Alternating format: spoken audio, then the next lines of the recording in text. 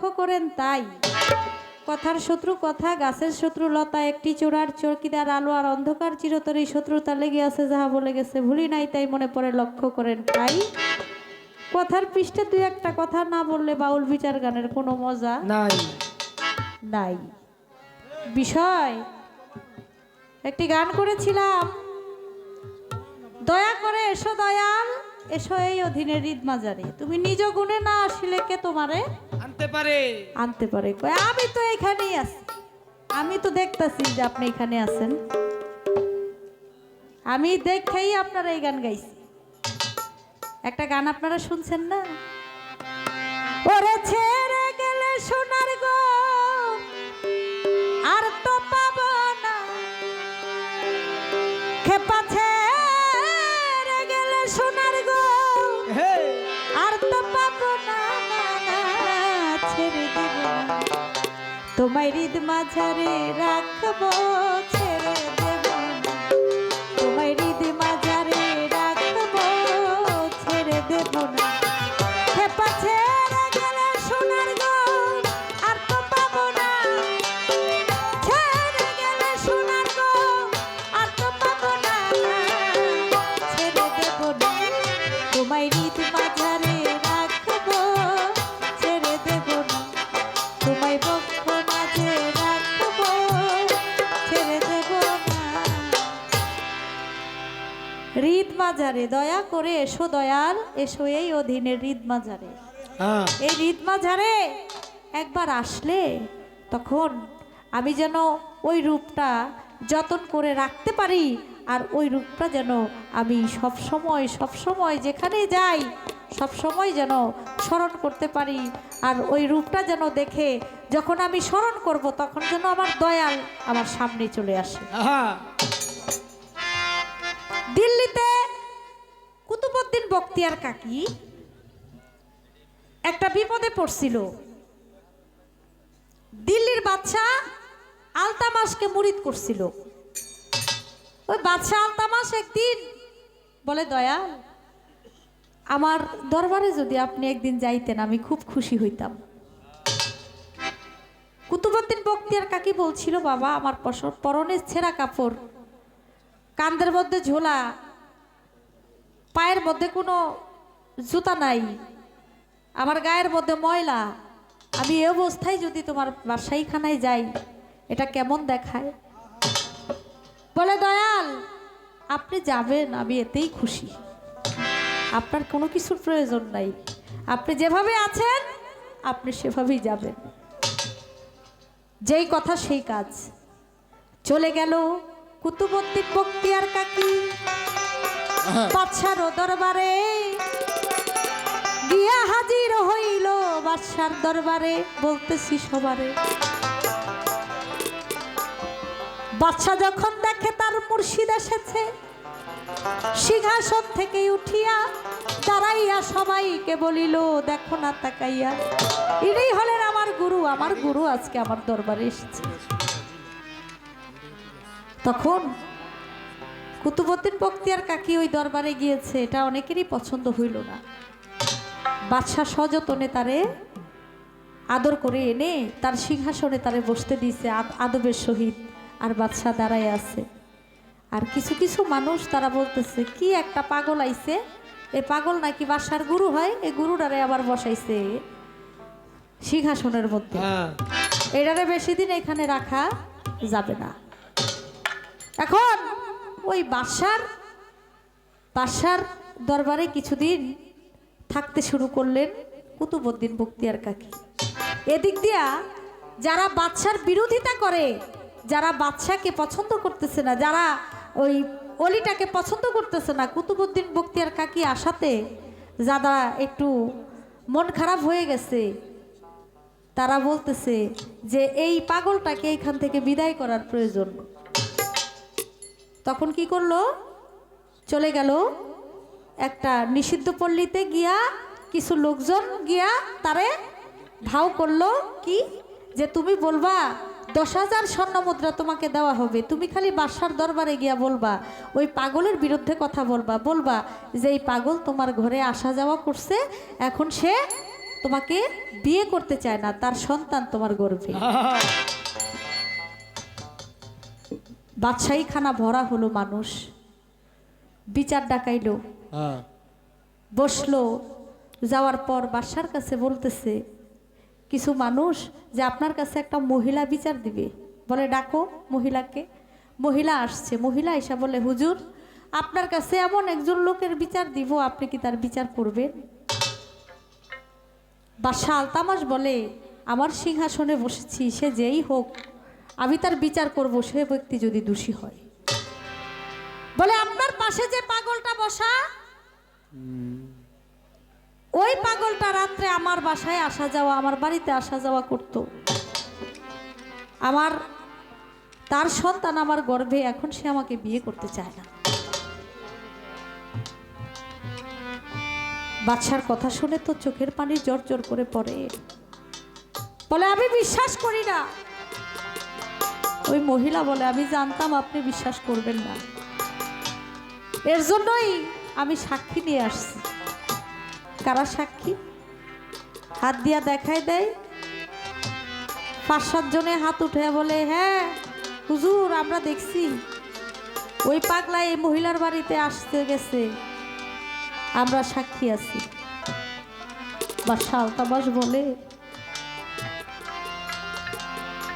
আমি কার বিচার করব? আমার গুরুর বিচার।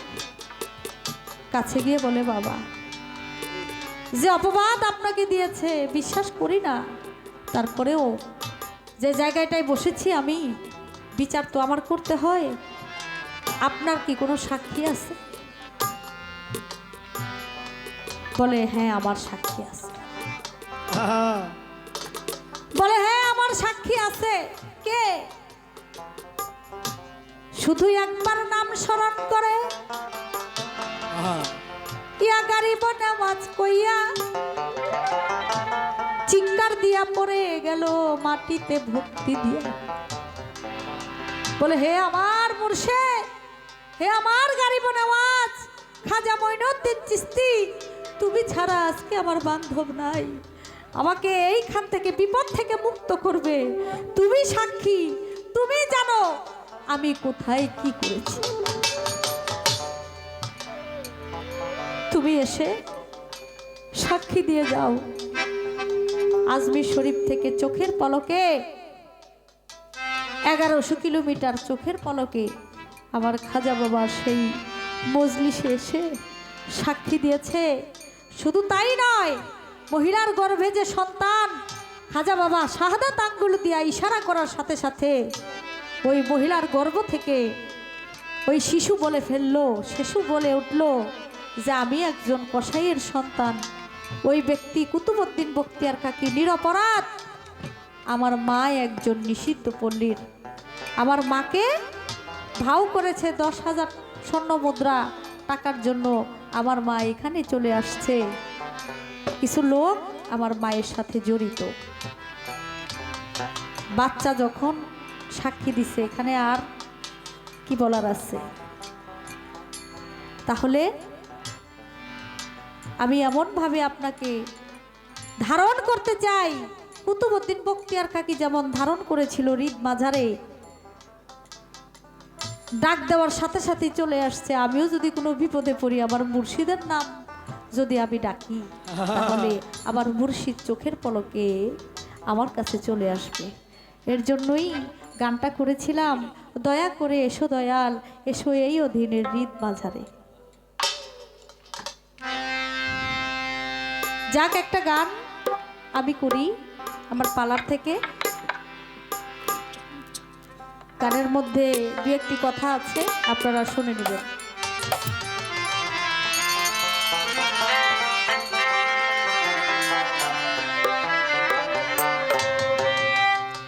যেই দেশে নাই জন্ম মরণ, যেই দেশে নাই জন্ম মরণ, যেই দেশে নাই জন্ম মরণ, সেথায় যেতে চাইব নি আমি সাধন, দেশে যাব কেমন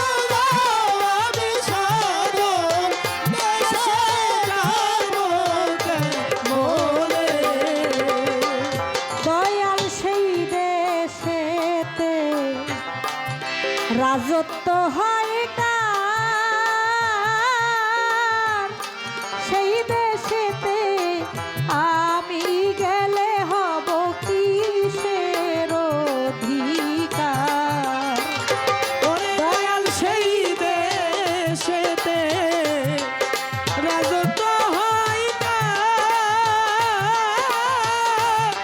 সেই দেশেতে আমি গেলে হব দয়াল সেই দেশেতে রাজত্ব হয় সেই দেশেতে আমি গেলে হব কিসের অধিকার সেই দেশে কি কর্ম সেই দেশেতে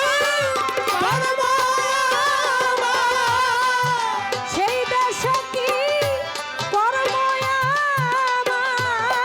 জানিব তা কেমনে আমি সাধু দেশে যাব কেমনে ও গুরু আমি সাধু দেশে যাব কেমনে ওরে দয়া যেই দেশে নাই জন্ম মারা যেই দেশে নাই জন্ম মারা সেথায় যেতে চাইব আমি সাধন দেশে যাব মনে ও দয়া গুরু আমি সাধন দেশে যাব মনে ও দয়াল সাধু গঞ্জে দেশের লাগি শ্মশানে বা কোন জঙ্গলে যাই যাই রাজ্য ত্যাগী ওরে সাধু গঞ্জে দেশের লাগি শ্মশানে বা বন জঙ্গলে যাই রাজ্য দেখি ওরে দয়াল সাধু গঞ্জে দেশের লাগি শ্মশান বাকি বন জঙ্গলে যাই রাজ্য রাজ্য বসেই দেশের লাগি দেশের ভাগি রাজ্য বসেই দেশের লাগি ঘুরে সবাই সন্ধানী আমি সাধু দেশে যাব কেমনে ও গুরু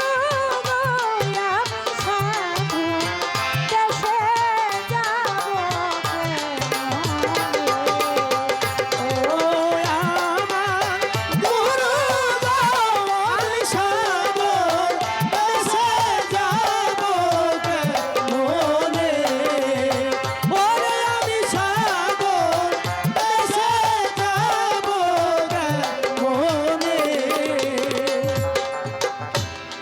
যেই দেশে নাই জন্ম মরণ সেথায় যেতে চাই মনে আমি সাধন দেশে যাব কেমন সাধন দেশ হয় কত জেলার পর কয় দরিয়া পাড়ি দিলে মিলবে সেই শহর জানিতে সেই দেশের খবর দয়াল বাসনা আমার মনে যে দেশেতে রাজত্ব হয় কার সে দেশেতে আমি গেলে হব কিসের অধিকার সে দেশে কি কর্ম আমার জানিব তা কেমনে সাধুগঞ্জ এই দেশেরও লাগি শ্মশান কি বন জঙ্গল যায় রাজ্যতে কি সাধক রজ্জব সেই দেশের লাগি ঘুরে সদাই সন্ধানে আমার দয়ালের কাছে গুরুর কাছে আমার জানার খুব বাসনা। এখন দেখেন, একটা অলির দরবারে যখন উরস হয়, সেখানে অনেক ভক্ত আসে, গান সাধারণ মানুষ অনেকেই আসে গান শোনার জন্য। অনেকে বুঝে, যারা গুরু ধরা, যারা পীর মুর্শিদের দরবারে যায়, অনেকে বুঝে আসলে গুরু শিষ্য, গুরু ভক্ত বিষয়টা কি। যারা এখনো গুরু ধরে নাই, যাদের মনের মধ্যে চিন্তা ভাবনা আছে যে আমি গুরু ধরবো, আসলে গুরু ধরলে আমার কি হবে, এটা তো আমি জানি না, আমার গুরু ধরলেই কি আর না ধরলেই এটার সমস্যা কি, ক্ষতি কি, আর গুরু ধরলেই বা লাভ কি, এরকম কিন্তু অনেক আমলোক আছে, তারা কিন্তু এগুলা জানে না। তো গুরু ভক্ত পালাটা দিলে কি হয়, সব ধরনের কথা ভক্তের বলতে হয়, না বললে যারা ভক্ত আছে, আমি বললাম ভক্তের কথাটা খালি ভক্তরাই বুঝলো, আর শিষ্যের কথাটা ভক্তরা বুঝলো না। আর যারা গুরু ধরবে মনের মধ্যে আশা করছে, তারাও ওই বিষয়টা বুঝলো না। আমি যে আগে প্রশ্ন করছিলাম যে চরণ কত প্রকার, কোন চরণে ভক্তি দিলে মুক্তি মিলবে, আমরা ভক্তি দেই যেই চরণে, সেই চরণেই কি ভক্তি দিব না? চরণের মধ্যে প্রকারভেদ আছে। কথাটা হালকা হইল, এই কথার কিন্তু ওজন আছে। ওজন কেমন? যেমন যারা মুরিদ হয় নাই, যারা বুঝে না চরণ সম্বন্ধে, তারা তো খালি দেখে দুইটা পাও, তারা কিন্তু চরণ দেখে না। এই পায়ের মধ্যে ভক্তি দিলে কি হয়, এর পায়ের মধ্যে চুমা দিলে কি হয়, এটা অনেকে জানে না, বুঝে না। এর জন্য কথাটা আমার বিষয় রইল যে আসলে আমরা যে পাও দেখি, এটাই কি আসল, না এর মধ্যেও কিছু মাহিত্য আছে। খালি ঊর্ধ্বে তো আস্তে আস্তে কথা বলতে হয়, সব ধরনের কথাই বলতে হয়, নাইলে মানুষ যারা যারা আসে, লোক যারা যারা সামনের মধ্যে মুরিদ হবে এরকম চিন্তা ভাবনা আছে, আবার যারা শিষ্য আছে তারাও কিন্তু এটা বুঝতে পারবে না। এর জন্য আমি একটু মিলায়া জিলায়া বললাম আর কি। তো যাক, এখন যে কথাগুলো রেখেছি, আশা করি বাজান যখন জবাব দিবে, তখন আপনারা যে আশেকান আছেন, আপনাদের হৃদয়ের আত্মার খোরাক হবে। এর জন্যই কথাগুলো আমার জানার। আরেক কথা মনে পড়ছে, গান গাইল না একটা, জানো না রে ও ভ্রান্ত মন, কিসে গুরুর ভজন হবে,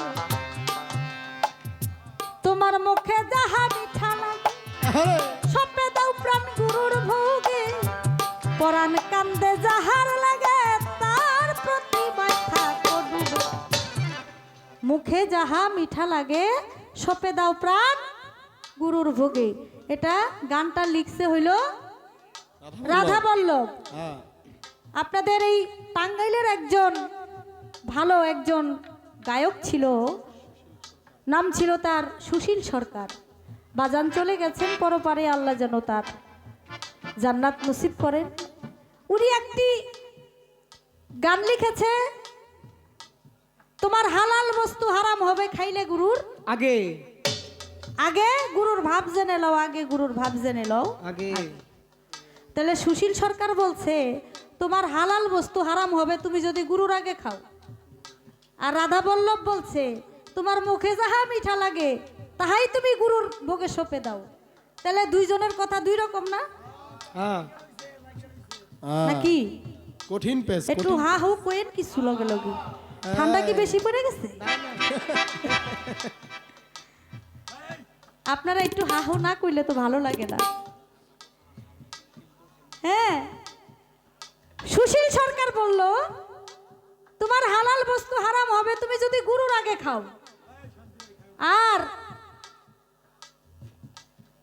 রাধা বল্লভ বলছে তোমার মুখে যাহা মিঠা লাগে তুমি তাই গুরুর কাছে সঁপে দাও। মানে একজনে বলছে তুমি খাইয়া তারপরে গুরুরে দাও, আরেকজনে বলছে তোমার হারাম হয়ে যাবে তুমি যদি গুরুর আগে খাও। হ্যাঁ এখন আমরা ভক্ত যারা, আমরা তো বিপদে আছি, বিপদে আছি না। এখন খাইয়া এই গুরুরে দিব না না খাইয়া দিব, এটা তো বুঝতেছি না। মহারাজ আবুল সরকার বাবা যান, সেও একজন গুরু। তা আমি এই বিষয়টা আপনার কাছে রাখলাম, আপনি জিনিসটা ভাঙ্গা দিয়েন। যেহেতু আমি আপনার ভক্ত, আমি যদি বাড়িতে দাওয়াত দেই, এখন এই জিনিসটা কি আমি খাইয়া আপনারা দিব না আমি না খাইয়াই আপনার চরণে সভ্য, এটা আপনি আমার একটু বলবেন। এটা গানের থেকে একটু কথা আর কি। ও দয়া গুরু আমি সাধু দেশে যাব কেমনে ওরে আমি সাধু দেশে যাব কেমনে ওরে দয়া যেই দেশে নাই জন্ম আমার, যেই দেশে জন্ম যেই দেশে নাই জন্ম আমার, সেথায় যেতে চাইব দেশে যাব কেমনে। ও দয়া গুরু গো আমি সাধু দেশে যাব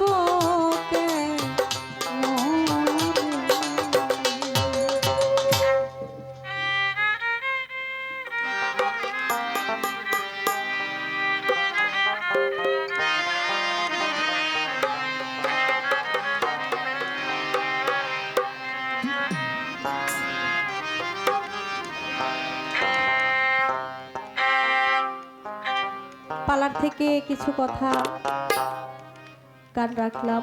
এবার আরেকটি গান ভাব থেকে রাখি। ভাবের মানুষ আপনারা যারা গান শুনছেন ধন্যবাদ জানাই।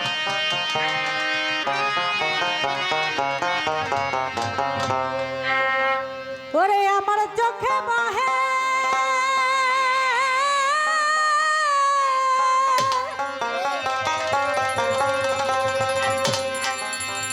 নদী নালা,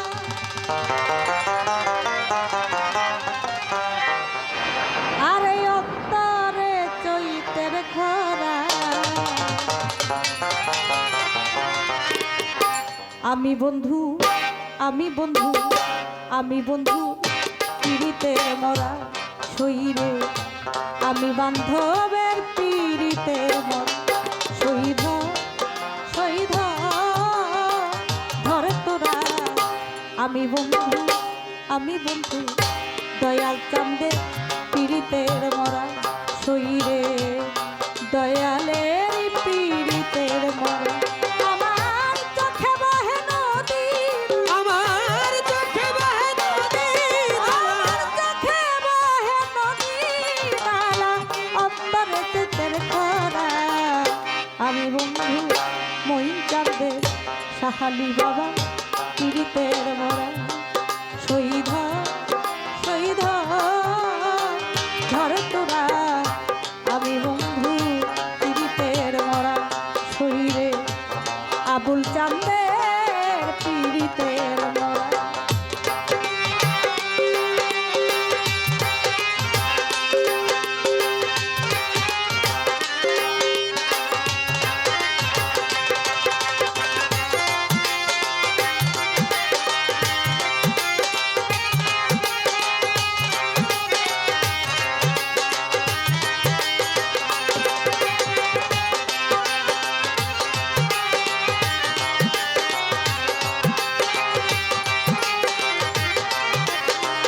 আমি বন্ধুর পিড়িতে মরা শৈল, আমি বন্ধুর পিড়িতে মরা শৈল, আমি বন্ধুর পিড়িতে মরা। ভিজা কাষ্টে লাগলে আগুন যেমন উঠলেই উঠে পানি, বন্ধুর প্রেমে এমন হবে আগে তো না জানি। আমি আগে তো না জানি, আমি আগে তো না জানি। ভিজা কাষ্টে লাগলে আগুন যেমন উঠলেই উঠে পানি,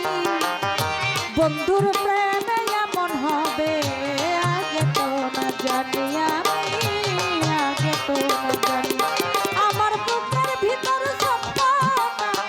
বুকের ভিতর ছটফটানি, বুকের ভিতর ছটফটানি যেমন জ্যোৎস্না রাতে অন্ধেরা আমি বন্ধু দয়াল চাঁদে পীড়িতের মরা শরীরে দয়ালের পীড়িতে মরা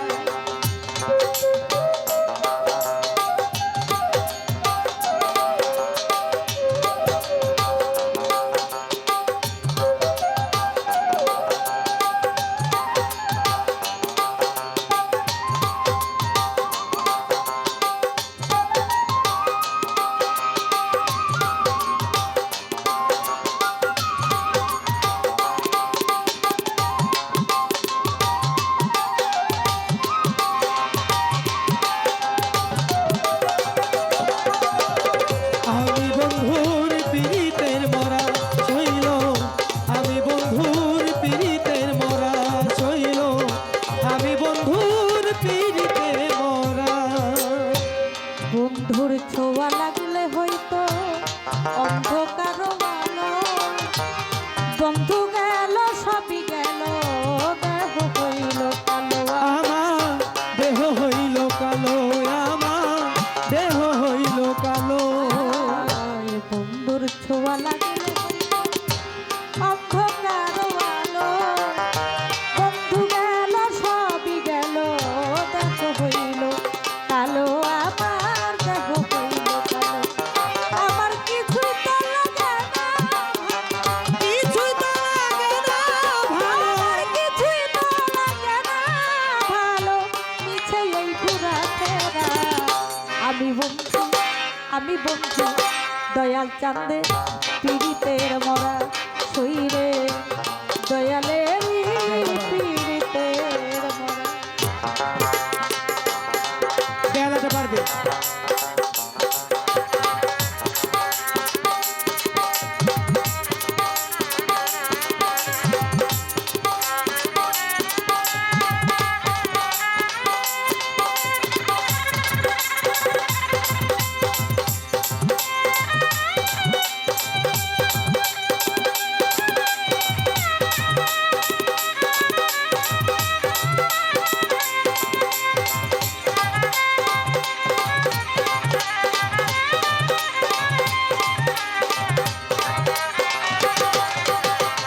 আমি বন্ধুর পীড়িতের মরা হইল, আমি বন্ধুর পীড়িতের মরা হইল, আমি বন্ধুর পীড়িতে মরা। চলতে গেলে পাও চলে না মন বসে না কাজে মানুষে করে কানাকানি সইল আমি মরিলা যে দয়া, আমি মরিলা যে। চলতে গেলে পাও চলে না মন বসে না কাজে মানুষে করে কানাকানি আমি মরিলা যে হায়রে আমি মরিলা যে আমার ঠাই হলো না লোক সমাজ আমার ঠাই হলো না লোক সমাজে, ঠাই হলো না লোক সমাজে তার তো হইল ঘর ছাড়া আমি বন্ধু আমি দয়ালের পীড়িতের মরা শরীরে আমি বন্ধুর পীড়িতের মরা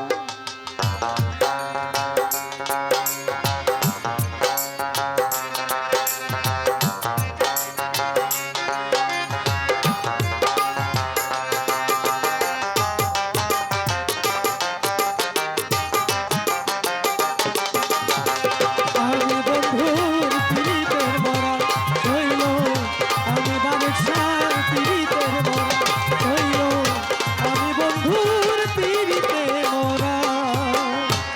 দিনের পরে দিন চলে যায় রাত্র যায় কান্দিয়া একদিনও